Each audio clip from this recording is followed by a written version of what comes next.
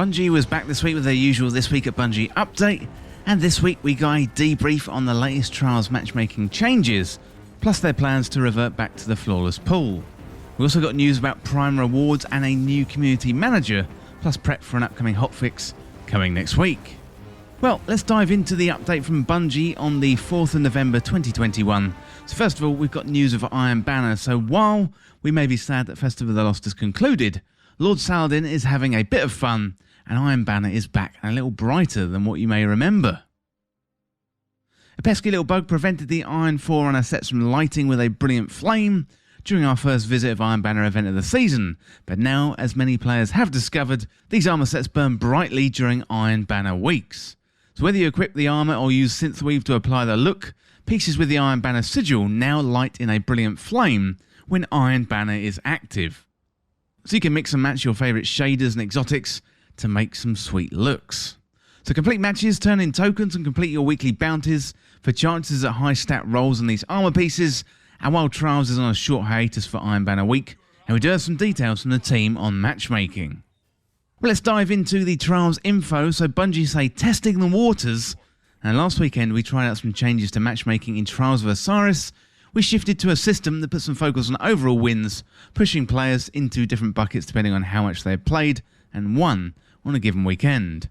And while we're incredibly happy with the amount of data we were able to collect, this matchmaking system did not meet the goals that we had established last Thursday, and as we continue to hone in on what settings we'd like for Trials overall, we appreciate all who've been hopping in for a few cards and sounding off with feedback, so pairing data with player feedback and experience is key to continued success.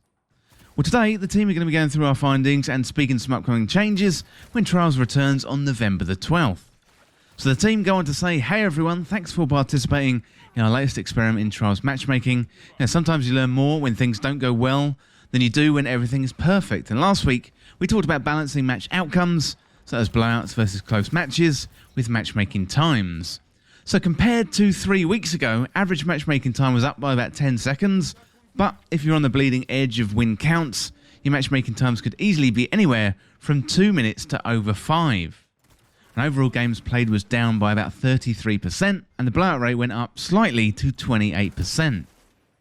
Solo play went up a little bit, and fireteam play, either exclusively or part-time, went down by about a third, and low to average skilled players played about the same or a bit more, whereas high skilled players played significantly less, with the highest skilled cohort playing 2 hours less on average than in previous weeks, a number that had been otherwise very consistent in most revamped weeks, as well as most weeks in the previous season. So while there are some positives, most of the data is either negative or neutral, and combined with the feedback on social media channels, this has fueled our decision to move back to a purely card-based matchmaking with a flawless pool for the foreseeable future. So if you didn't like the matchmaking last weekend, well, good news, the flawless pool is coming back next week, and Bungie go on to say tune in next week for a Trials Labs pre-brief and details on some other plans we have for the mode between now and the Witch Queen. Well, next up we've got Heroes Welcome. So earlier this week we put out a question on social media, what are the most heroic Destiny 2 moments that you've experienced? So do you have any fond memories of times where you or a fireteam member saved the day before wiping in a nightfall? Or how about something Crucible related, like a massive kill streak that saved your team from a loss? And Gambit is up for grabs too, whether it be a teammate melting a boss or taking out an invader. Whatever your story may be, all heroes are welcome, so shoot us a tweet tagged with D2 Hero Stories. We'd love to use them to inspire new players as they join Destiny 2 for the first time. So if you've got videos, screenshots or art, be sure to include them.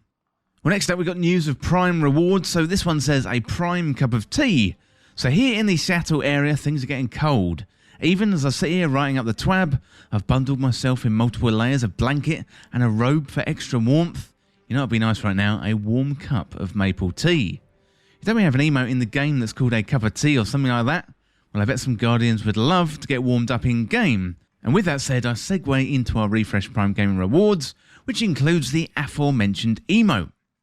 So having a look at the new Prime rewards, we've got Cup of Tea, exotic emote, we've got the Graceful Crane, exotic Sparrow, we've got the Intrepid Shell, that is an exotic Ghost Shell, and we've got the Technical Meltdown, that one is a legendary ship.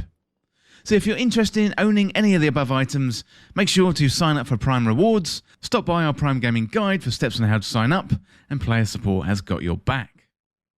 Well, next up we've got Plus One again, and it's not every day that we get to introduce a new member of the community team to our fans, but it seems we're on a 2-twab streak. So last week, Hippie joined our ranks to help bolster our efforts in serving our worldwide community, and today we're also introducing Sam, also known as Queen Bartley in many social spaces. Now, though her home state is cold and dark, her heart is warm as ever, and she's going to be tackling feedback, writing bugs and blogs, and doing all the things you expect from our community team. Well, here is a little bit about herself, straight from her own keyboard. So Sam goes on to say, "Hi Guardians, my name is Sam and I'm so excited to be the next Guardian joining the Bungie community team. Well, Bungie captured my gaming heart back in 2001 with Halo and has helped introduce me to so many incredible humans, including my best friends and my husband. My job here is to share your thoughts, dreams and ideas with the team who are tirelessly searching for a way to convince the dev team to use some space magic and put my full auto Hawksaw from Destiny 1 in my vault. I'm so stoked to be here alongside all of you, whether it be in the tower having a dance party or in a fire team when you're reviving me for the 30th time, in the Corrupted, and as a Warlock main. Not sorry. I have a feeling Liana and I will be giggling into the darkness together every time we have to do a jumping puzzle, and I can't wait to chat with you all more. While it may be a little bit before she writes her first twab, she already has some advantages with how much time she spends in Destiny among the community, and if you see her in patrol, do not hesitate to emote and give her a warm welcome. So it bears repeating, Cosmo and I will not be going anywhere anytime soon. We are excited to double our team size to tackle the everyday challenges of community management with a player base as large as Destiny's. And finally today we've got news on the hotfix, and this is hotfixing. So these past few seasons have felt great between the awesome content the team has been shipping and the frequency of patches and the hotfixes we've been able to deliver. No matter how good someone might be when crafting new experiences, a few bugs will always slip through.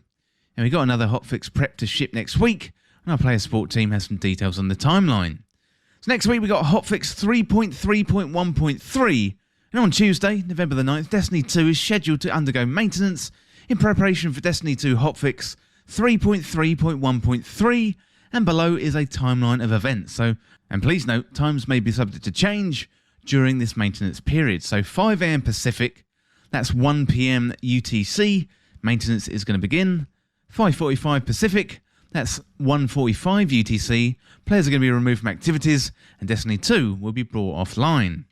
At 9 AM Pacific, that's 5 UTC, hotfix 3.3.1.3 will be available across all platforms and regions, and players will be able to log back into Destiny 2. And then at 10 AM Pacific, or 6 PM UTC, Destiny 2 maintenance is expected to conclude. And for more information, please visit our Destiny server and update status page. Well, next up, we've got some upcoming extended downtime, and in addition to hotfix 3.3.1.3 taking extended downtime, we'll also be taking extended downtime on November the 16th and also November the 30th too. So it looks like Bungie is putting some new stuff into the game, and it's going to be really interesting to see what that is. Although I imagine that is preparation for the 30th anniversary. That is coming up on December the 7th. Well, let me know down in the comments what you think of This Week at Bungie and all the latest news from Destiny 2. And as always, thank you so much for watching. Don't forget to subscribe, and have a great weekend.